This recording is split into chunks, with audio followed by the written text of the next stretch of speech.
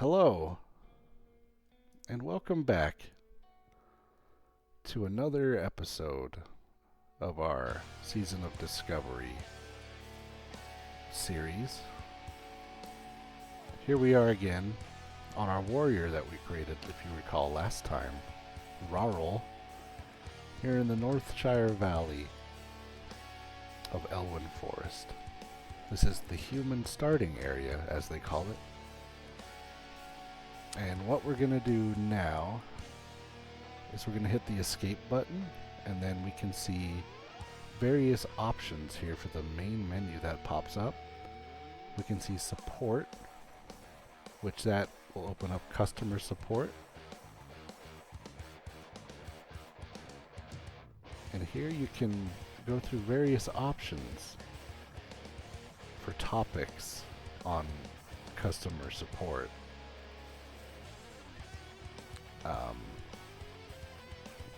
So that's a good resource to have. Additionally, there's a shop where you can transfer a character for $25 US, or 3 character transfers for $50 US.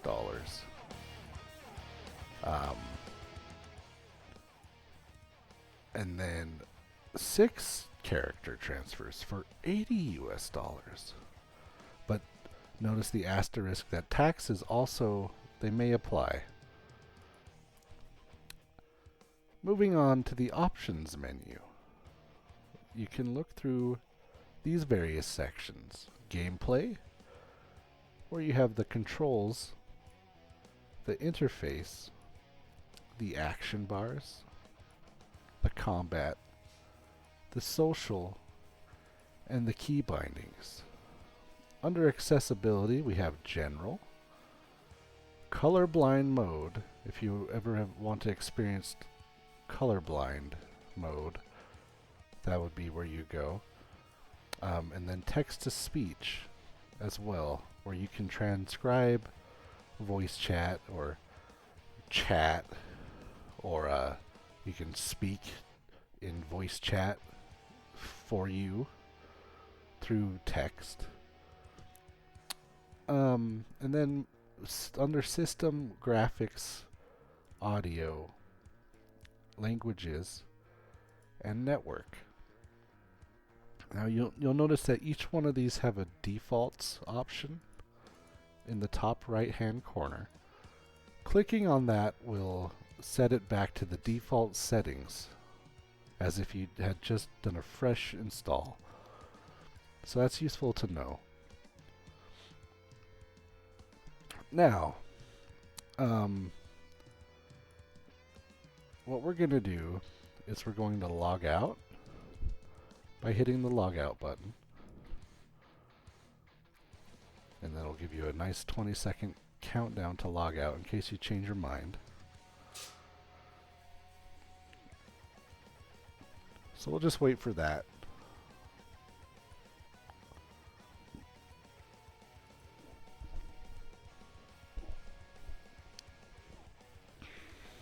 Now what we're going to do is delete our character by hitting the delete character button in the bottom right hand corner. Now, just in case this might have been an accident, it has you verify it by typing in delete into this text field right here. So we're going to go ahead and do that. Once we're ready to do this, we'll hit the OK button. And now it's been deleted. So what we're going to do instead now is we're going to create a warrior.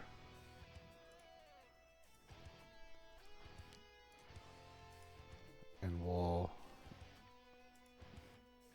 do a couple of randomizations here. And I like the name Jitter and Joff. That's a good name. Let's go with that. And now we'll log in again.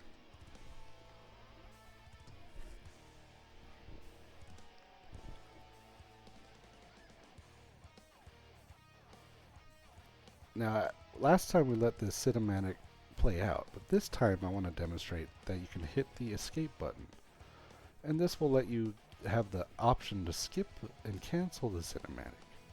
I'm going to select yes. And here we see a lot of things on the screen right now.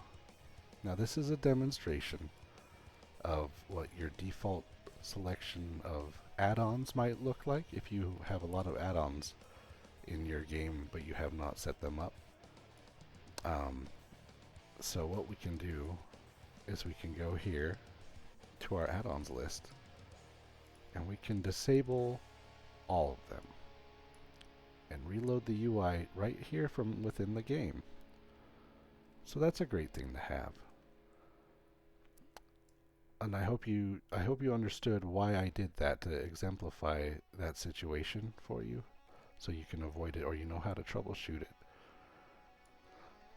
Now in the macros section here, we have two tabs, a general macros and then a character specific macro section.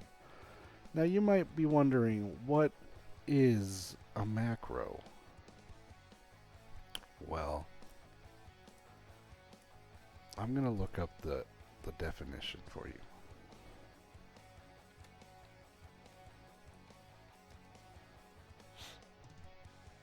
A macro in computing, it's a noun, and it means a single instruction that expands automatically into a set of instructions to perform a particular task. Now, back into our game here. What we can do with a macro is we can hit a new button down here. Then we'll have a nice array of icons to select from. Could be any of these that you want. I see a chocolate bar. I'm going to select that.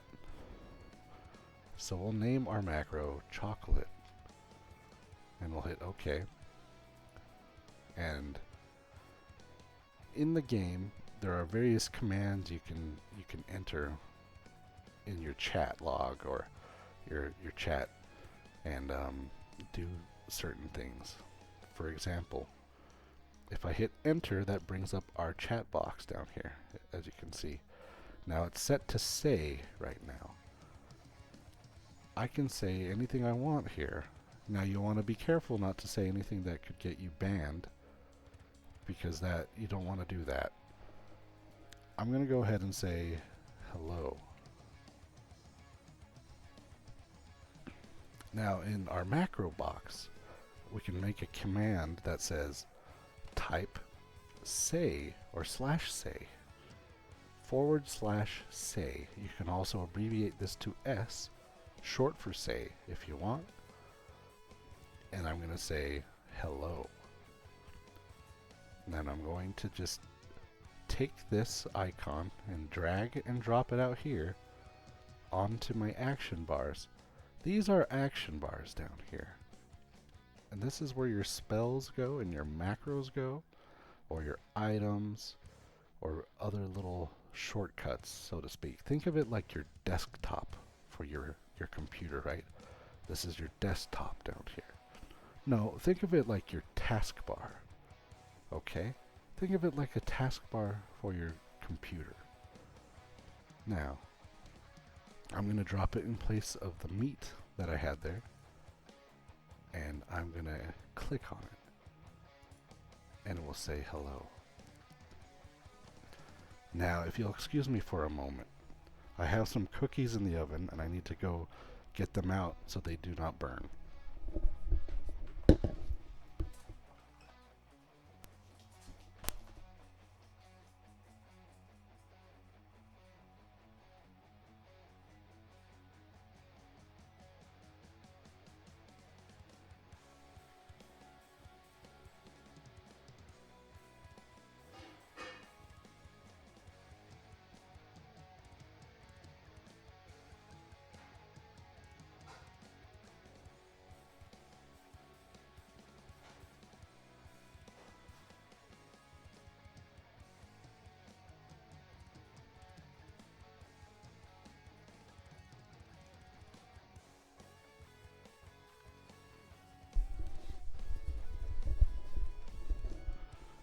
Alright, thank you for waiting for me. Um, Alright, so where were we, huh? We created our chocolate macro. Now, some other things you can do with this macro, you can add additional instruction to it. So we could say something else perhaps. Hello, world. And then we could hit enter again and do another one. Like maybe we want to yell it. Y for yell, or you could spell out yell. And we'll say, hello world. This is my first time. Now let's see how that looks. And there, we saw it down here. Hello world, this is my first time. Okay. And there's a lot of other cool things you can do with macros. But we'll get into that in another video perhaps. Let's just leave that for now.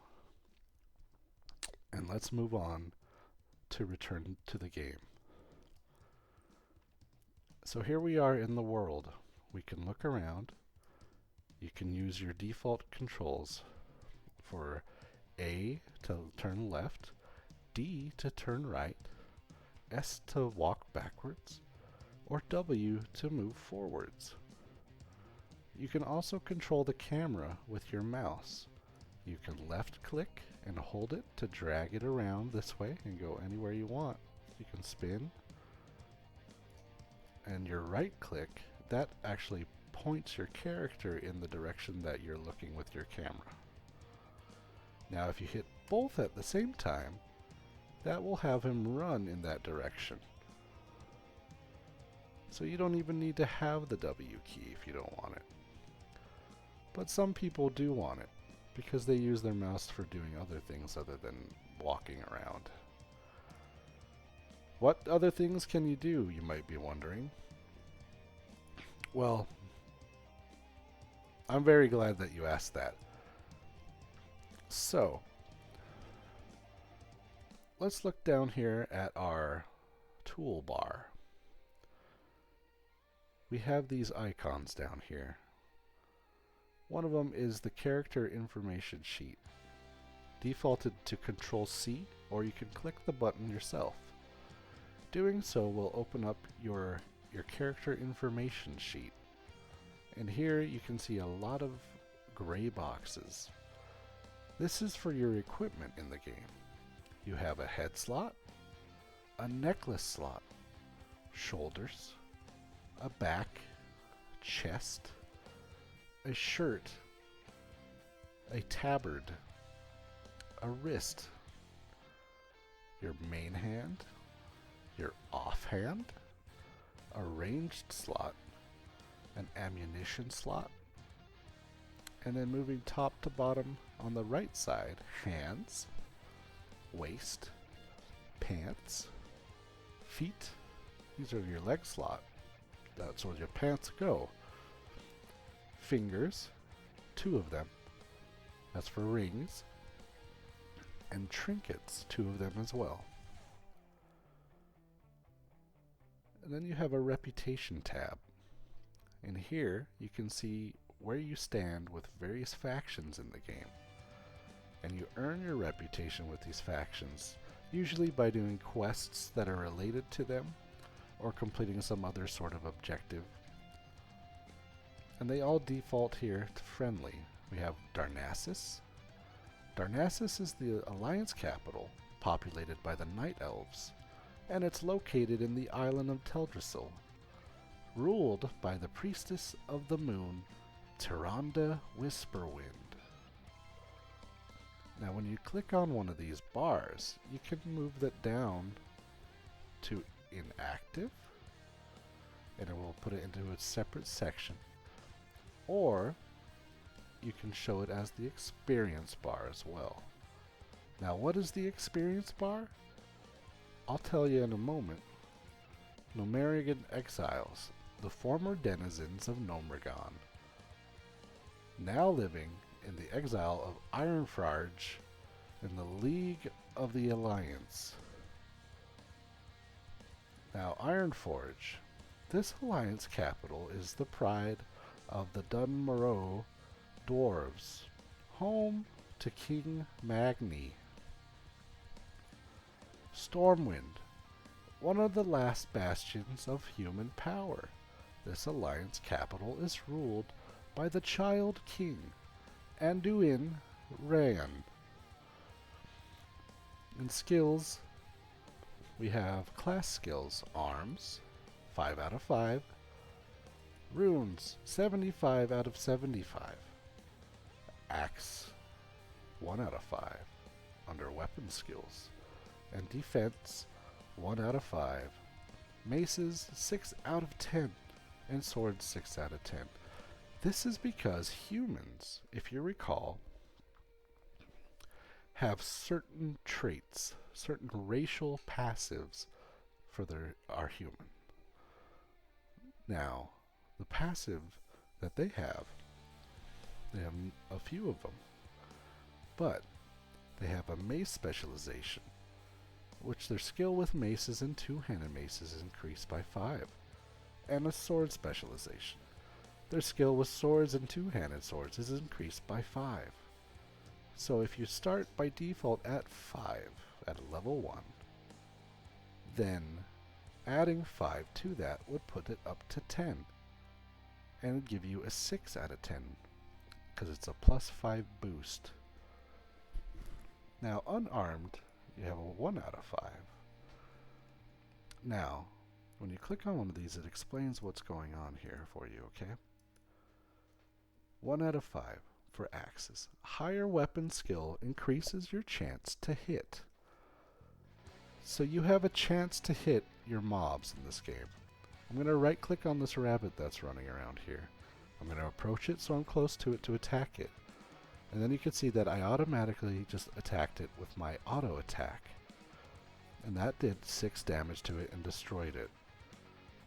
Now, you could see also that I leveled my skill just from hitting that one time by 1. So now I'm at 7 out of 10 swords. Now this improves my chance to hit because you have a chance to miss these mobs.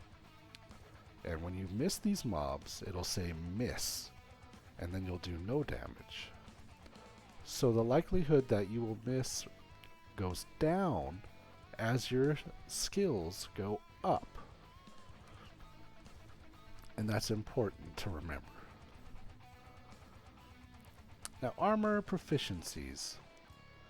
Warriors can wear all of the armor. They can wear cloth, leather, mail, and they can use shields. Now, if I were to be a different class, like let's say I was going to be a mage. A mage is a caster, and all they can wear is cloth. So a warrior can have all sorts of different gear. They can wear all the gear that mages can wear. They can wear all the leather that rogues can wear. And then they can also wear mail and use shields. Now by default, humans have 300 out of 300 common language. So they can speak what most people speak, the common language. On the honor tab, this is where your honor is tracked. You have a rank up top, currently none, rank 0. And as you kill the opposite faction, for me it would be the Horde since I'm Alliance. If I kill them and they are at an appropriate level, I would get an honorable kill. Now, honorable kills are each time you or a group you are part of does damage to an enemy player in PvP that is subsequently killed, you gain an honorable kill. You only get an honorable kill if the target's difficulty is green or better. The target would give you experience if it were a monster. Only enemy players give honorable kills. Now you have dishonorable kills. Each time you assist in the killing of a civilian in PvP that is too low of a level to give you any experience, or a gray level number, you will get a dishonorable kill. Each dishonorable kill you get immediately reduces your overall ranking slightly, and each additional dishonorable kill you get during a single day has a larger effect than the last one. Dishonorable kills are directly applied to your ranking. Now, to put this all in motion, if I rank up in PvP through honorable kills, and let's say I get to a rank 1, if I get a dishonorable kill, that's going to go down slightly. But if I keep doing that, it's going to go down to a rank 0. And so on. It tracks those kills from yesterday. And honor. Honor is what you gain by making honorable kills in PvP combat. How much honor you gain per kill is determined by how much damage you or your group did to that player that was killed, with more damage done equaling more honor. This honor gain is split amongst the members of the group or raid. You will also gain less honor for killing the same players over and over again in a short period of time. So after a few kills of the same player, you'll get little or no honor from killing them. This is to dissuade a player from camping another player and griefing them and farming them over and over. Or to dissuade some sort of transaction between the two factions. Maybe an agreement between a Horde member and an Alliance member to just let him kill them over and over to rank up. This is a safeguard against that. It tracks these for last week and this week as well. And your lifetime. It'll track your highest rank if you happen to just keep ranking down because you're making poor decisions by killing things that don't matter. Alright. Now let's take a look at our spellbook here. We took a little looky at that briefly here. But let's look at a little bit more in depth here. So, by default, you can push the P button to bring up the spellbook. Or, you could click on this book down here in your little taskbar. Spellbook. Now, we have our attack. Hovering over it will show your chance to crit. Currently at a 5% chance to crit, give or take 0.08%. Now a block. It requires a shield, which I have equipped. I have a 4.8 chance to block. And it gives a chance to block an enemy, melee, or ranged attack. It cannot block spells. However, I think there are some classes that can gain talents or abilities that might block spells. We'll see. Diplomacy. This is a racial passive. Reputation gains increased by 10%. Dodge. 4.8% chance to dodge. This dodges an enemy melee attack. Again, you cannot dodge a spell or a ranged attack. We talked already about mace and sword specializations. I have an on-use ability, a racial ability called Perception, which when clicked on, lets me detect stealth nearby for 20 seconds. It's on a 3-minute cooldown. And the human spirit, 5% spirit increase. Now, let's move on down to arms. Arms. By default, I don't have much here, but as you level up, you'll be able to learn new spells from class trainers.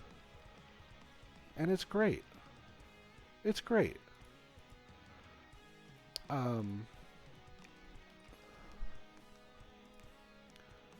So I can get a battle stance here. And this is what I have by default. This is my stance bar down here. And that lets me do certain abilities as a warrior. I can use the heroic strike ability when I'm in this stance. Now you can see that's dragged down here on my action bar. But it's got kind of grayed out. It's a darker color than this color up here, you'll notice. Now, when I have what's called rage, that's the warrior resource. I get it from being attacked or attacking others. And I use that resource to cast my spells and abilities. So the heroic strike ability costs 15 rage. And on your next melee attack, It will do a stronger attack that increases melee damage done by 11 and causes a high amount of threat. Threat is what you'll do to an enemy to make them want to attack you. And that's an important thing to know if you are a tank and you want them to attack you. Warriors can make good tanks. So if you want to tank the damage for your group, you're going to want to use Heroic Strike.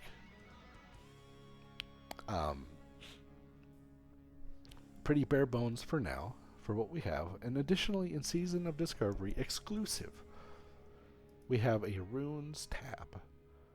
Runes are a really fun addition to the game, where we can find runes out in the world through various steps, or maybe they drop off a certain enemy when we kill them. We can get that rune permanently into our spellbook, and then we can use that to attach to certain pieces of gear to give us new abilities or enhance certain things about our class. And that's really fun. So what we're going to do now, we'll see Deputy Willem over here. We're going to open up our class character sheet again, and we're going to talk about these stats here. We have Strength 23. I currently have 23 Strength.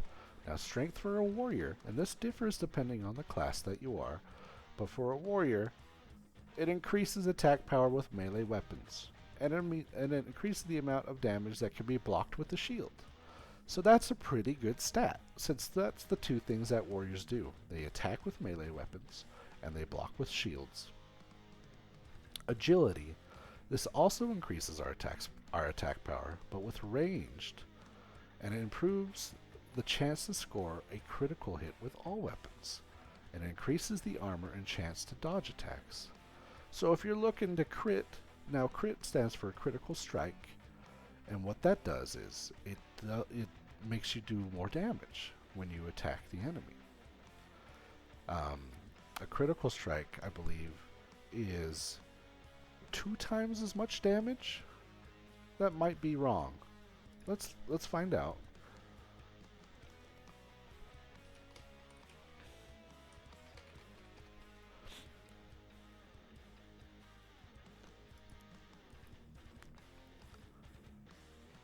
It is 100% bonus damage.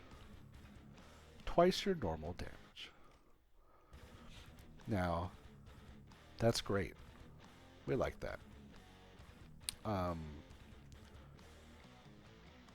So you're going to be doing twice as much damage, but it only happens so often because, as you remember, I only had 5% crit by default here.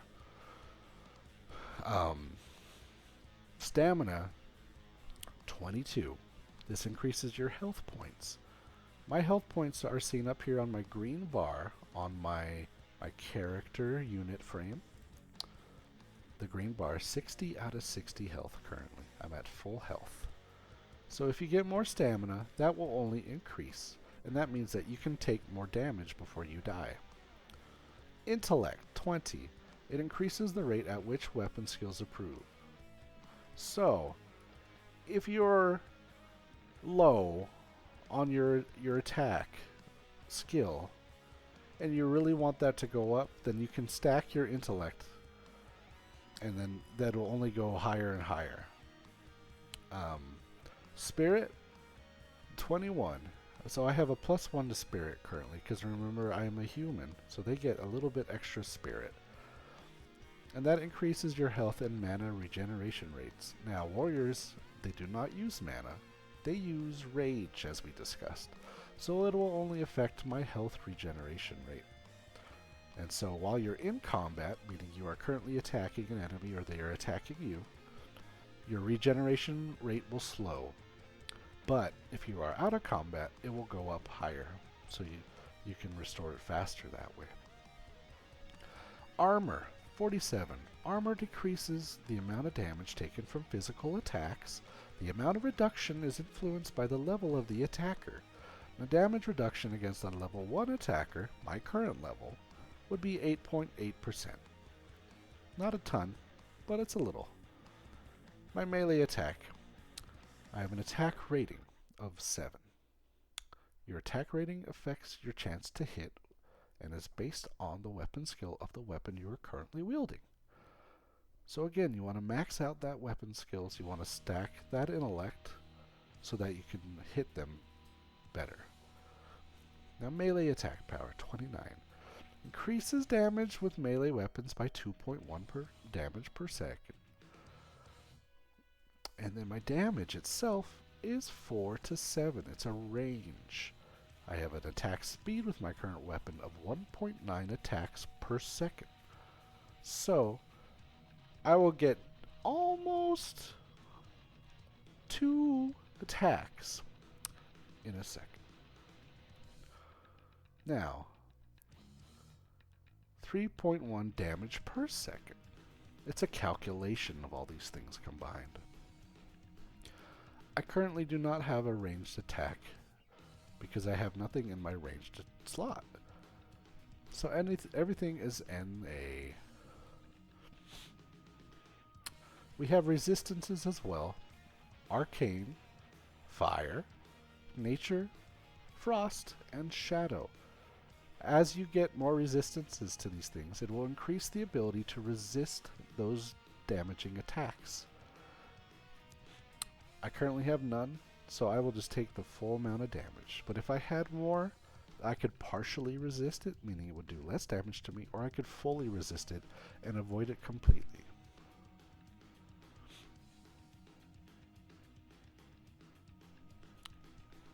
Alright.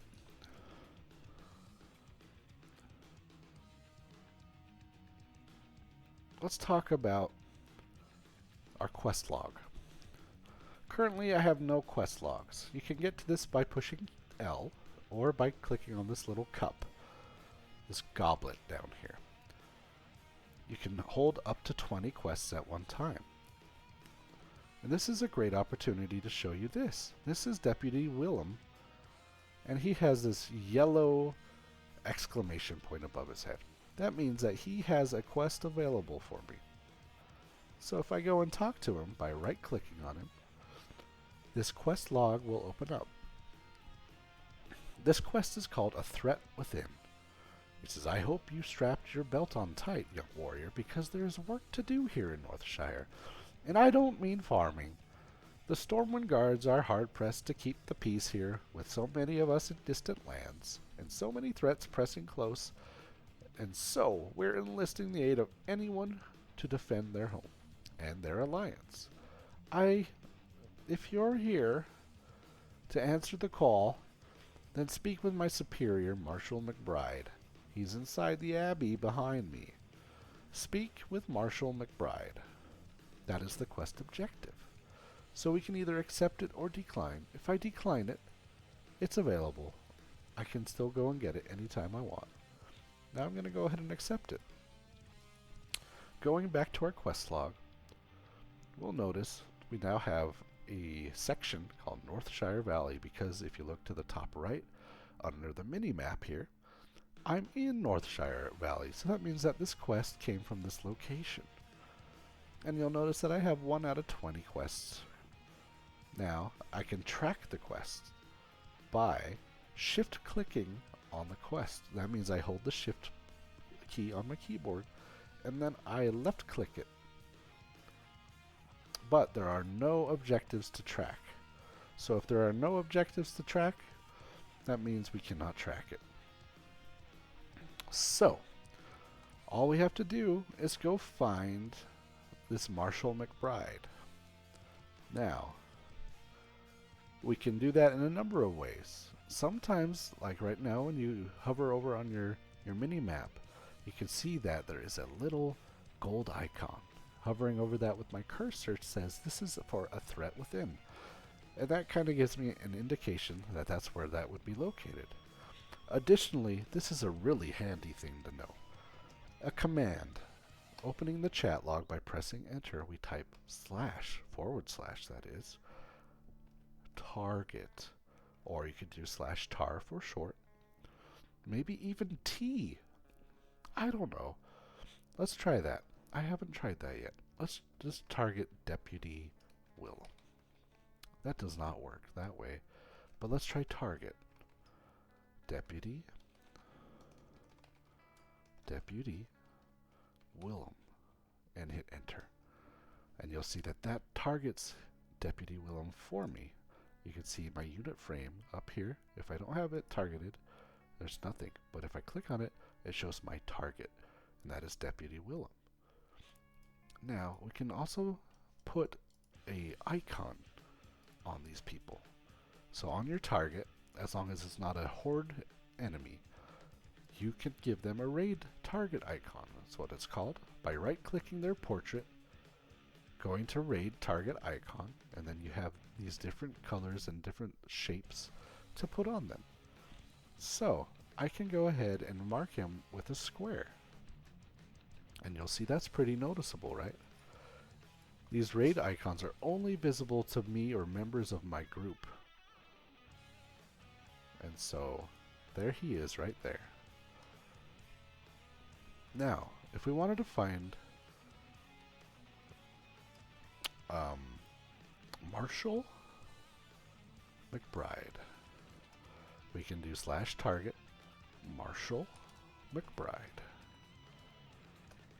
And now we can see it swapped targets. So I will go ahead and mark him with that square. Do we see that square anywhere? Nope. So he must be somewhere else. Let's go look for him. Oh, we can see it here. There's a range on it. So if you're far away, or if you have a certain point of view angle, you can see that icon. And there he is. There's Marshall McBride. So let's go approach Marshall McBride, and let's go talk to him. Right-clicking on him, we can see that he has a turn-in available, this colored-in question mark, a threat within. Clicking on that lets us know that we can continue the quest here, and then we can complete it. Completing the quest, you'll see that XP 80 that just floated up.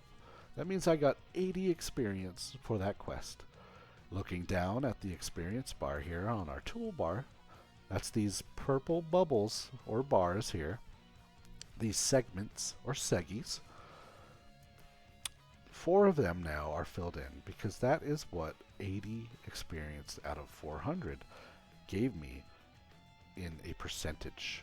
So full set of bars here would be 100%. So I'm currently at 20% just from that one little quest. And so he has a follow-up quest after I turn that one in.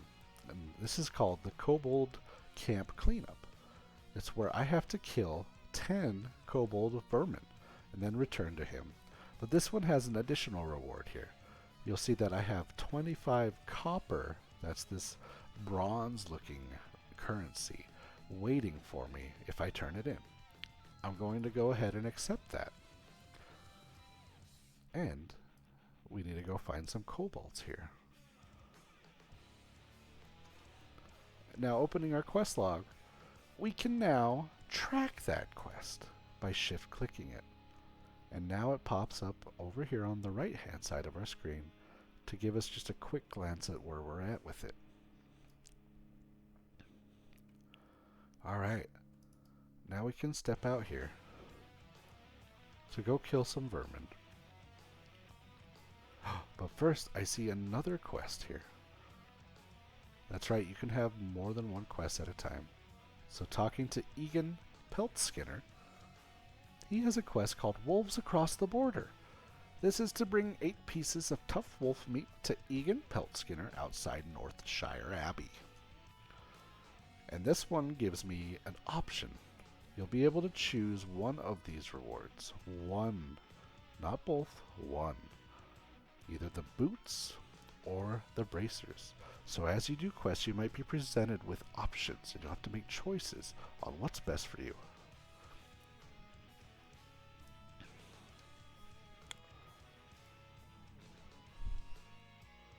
Now, let's go ahead and accept it.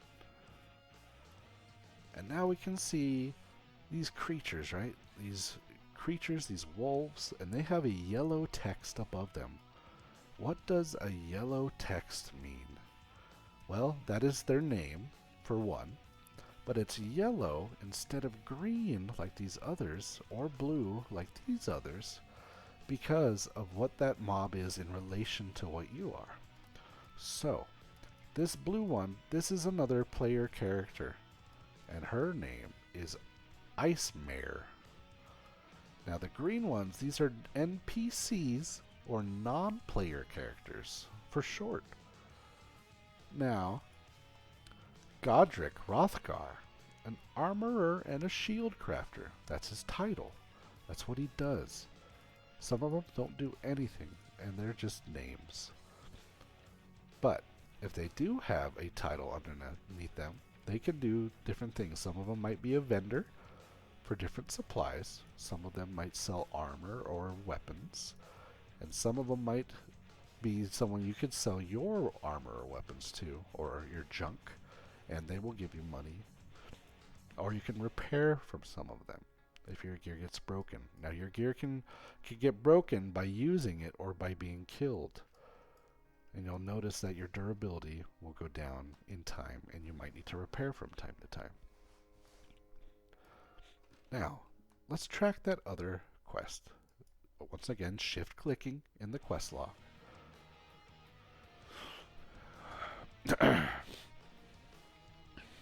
On the right hand side of the screen again, we have Tough Wolf Meat 0 out of 8 for wolves across the border, and Kobold Vermin Slain 0 out of 10 for Kobold Camp Cleanup.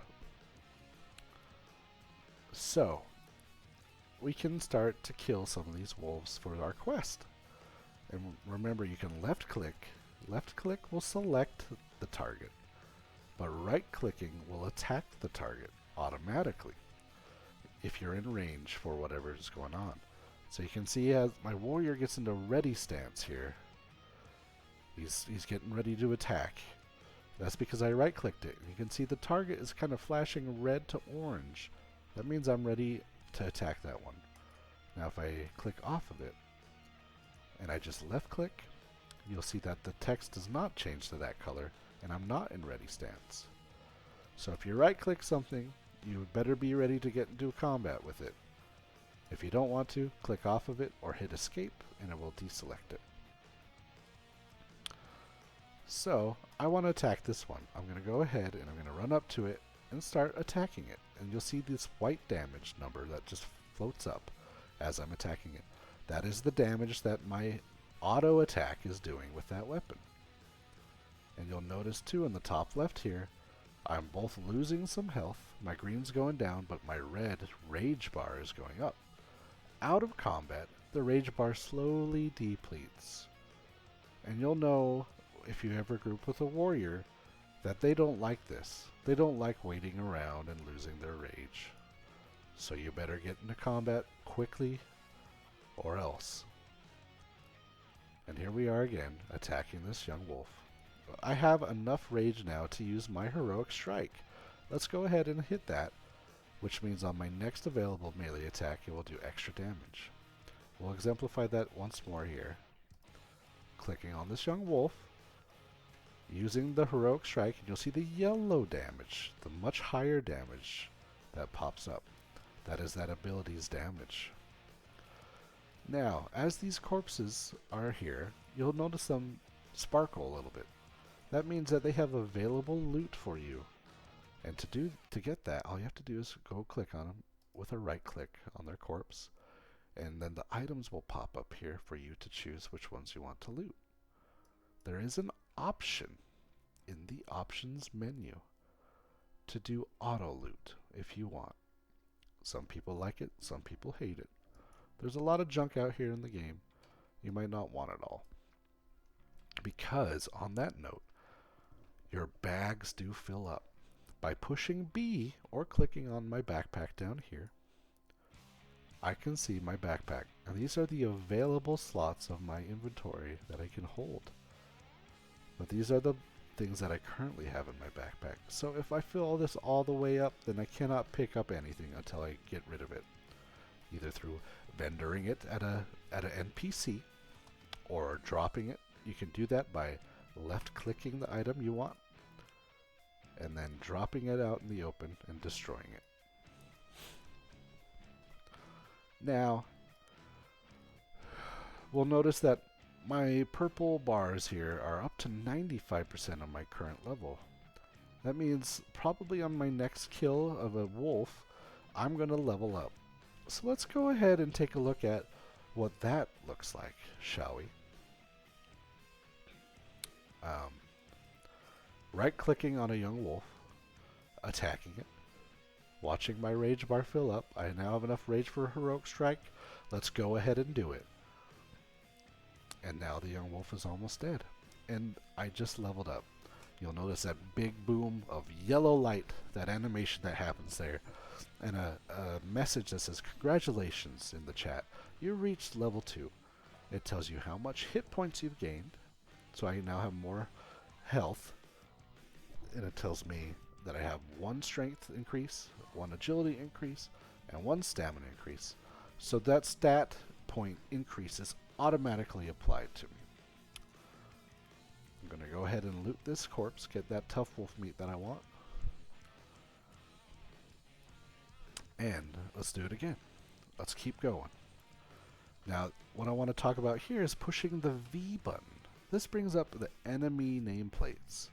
I like to play with these enemy nameplates on, because then you could get a better visual representation, especially if you have multiple enemies at one time, of who has what health.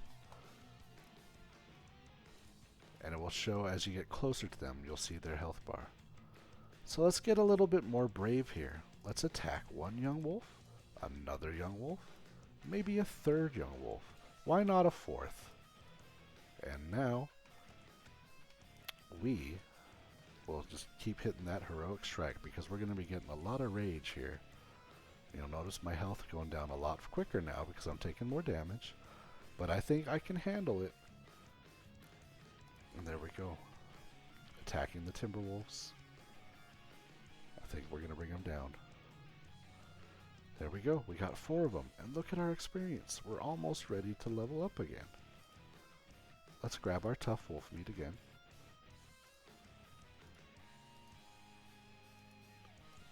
Now we have 6. I want to complete this quest here. I'm going to grab, we'll just do a couple. Hopefully that's enough. One thing to remember in this game is that there's a concept called drop rate, right? So every single enemy in the game, or anything that you can interact with and loot, has a loot table, is what it's called. And that loot table could be filled with any number of different items that the developers decided that enemies should be able to give you if you kill them or if you loot it. Now, as an enemy dies, an imaginary dice is rolled that determines which ones of those items should be on that corpse for you to loot. Now, there is a certain drop rate tied to each one of these items. Some items might have a 100% drop rate, meaning they'll be lootable on every kill. Some might have something as low as a 5% drop rate, or even lower, meaning that it's quite rare. And so you'll notice as you quest, some of the quest items have a very low drop rate, which could lead to a kind of a long, grueling slog of a quest. But remember that you'll always be getting experience so long as you're in the level range of these mobs, meaning that they are yellow to you, or green, or red or orange, but not gray. If they're gray, that means they offer you nothing in terms of experience. I now have 8 out of 8 wolf meat. So let's walk back here to our quest giver, Egan Peltskinner. When I turn in this quest, I fully expect a level, because we're right there. We only need 50 more experience. I'm going to select the bracers. I don't have bracers yet, so I'm going to get some of those. Opening our bag, we can equip these bracers, either by right-clicking the bracer, or clicking it with your left mouse button and dragging and dropping it onto the proper equipment slot. And so now I have some bracers. And we are now level 3. That's great news. Now, I want to go over here to these kobolds, because we need to kill 10 of them. And let's go ahead and we'll just get a few of them. Those wolves were pretty easy. I think we could handle a few of these workers as well. Let's get him and him, and now we have 6, and we're doing great. Things are going great. But now we died. You'll notice the health went to 0, and now we have a box that says 6 minutes until release. And so that means after 6 minutes, your body will automatically release its spirit.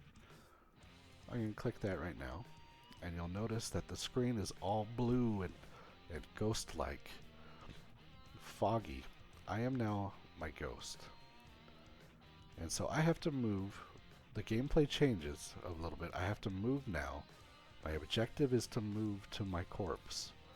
You can open up your map by pushing the M button or clicking this map icon down here, the world map. And you'll see that tombstone icon. That is my corpse. And so I need to go travel back to my corpse. When I get close to my corpse again, I can then get back into the body and revive myself.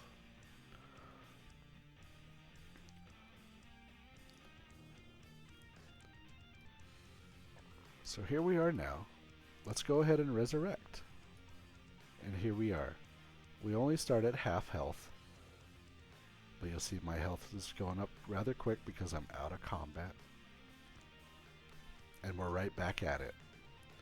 I want to note, every time you die, you'll lose some durability.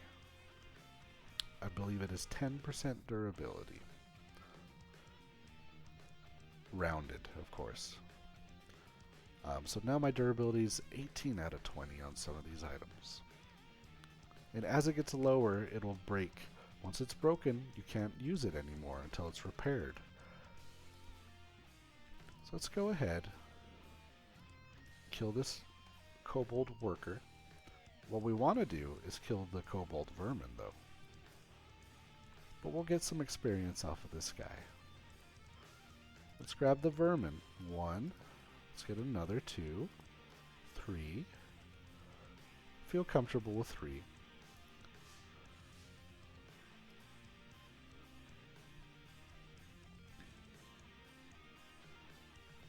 We're doing great. And you'll notice down on this action bar. Let's talk about the action bar. Each action bar has a hotkey tied to it. You'll see the 1 and the 2 on these two of them. That means it's the 1 and 2 keys on my keyboard. And so you don't have to click the ability, although you certainly can. People refer to those people as clickers. You can click the icon if you want, but in time you're going to have a lot of icons here, so it'll be quite a lot of busy work. Kind of like a whack-a-mole. So let's right click here, and then I'll show you, I'm just pushing my 2 key. Even though I don't have the rage for it yet, pushing that 2 key so that I can attack right when I do have the rage for it.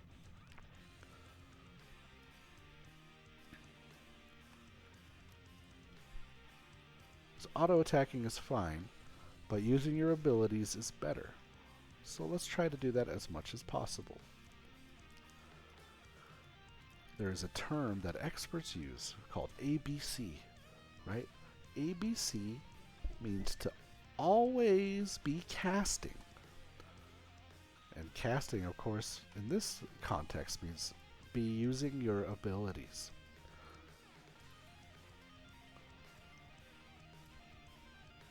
Because you have those abilities, you have resources for a reason. Don't sit on it unless you have a very specific purpose to do so. Oh, you see that big 14 I got there? That was what a critical number looks like. So the number that comes out of the body when you attack it, it'll be double its size.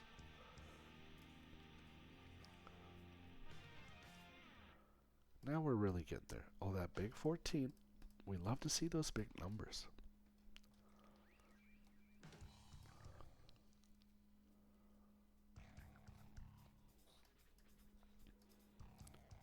Let's do one more so we can level up.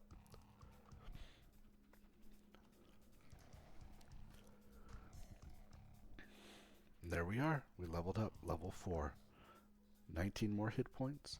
1 more strength. 1 more agility. 1 more stamina. And my arms have gone up to level 20. You'll notice here, these wolves now have a green number on their portrait here. Before they had a yellow one. That's because I am now level 4, and that means that they have less and less ability, or less experience. And so the experience I get from killing them goes down as my level goes up. And it gets to the point where I won't get anything from them anymore.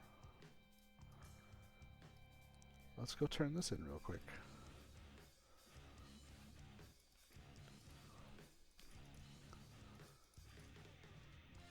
And then we'll pick up these extra 2 quests here.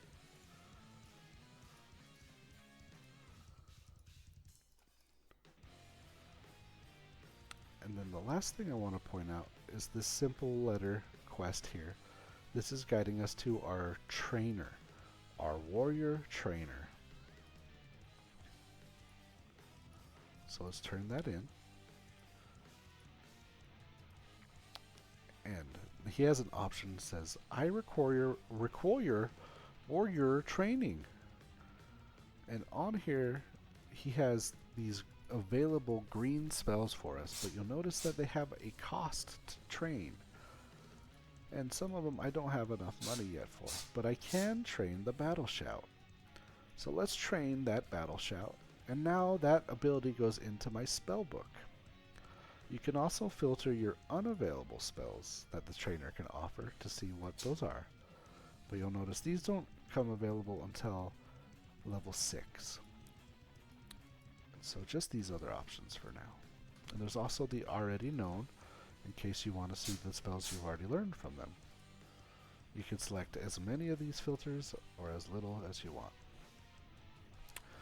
So since I learned that new ability, let's push the P button and go to our Battle Shout here.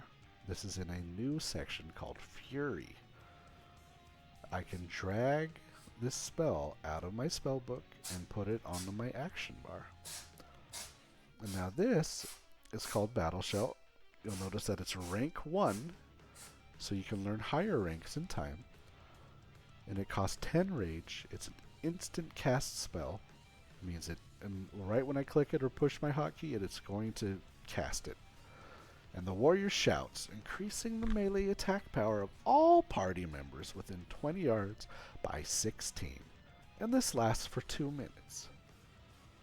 And that is what we call a buff. A buff will appear up in the top right corner by the minimap. There is currently an active buff for everyone called Discoverer's Delight, and that just increases your experience by 100 and the gold earned from quests by 300. This is exclusive to Season of Discovery at this time. But if I had enough rage,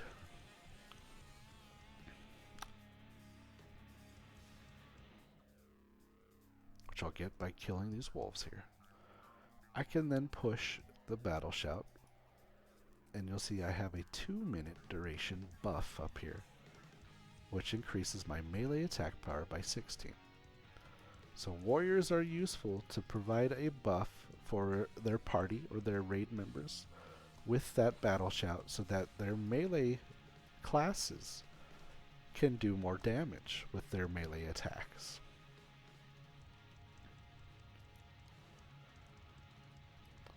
But I think that's it for this video.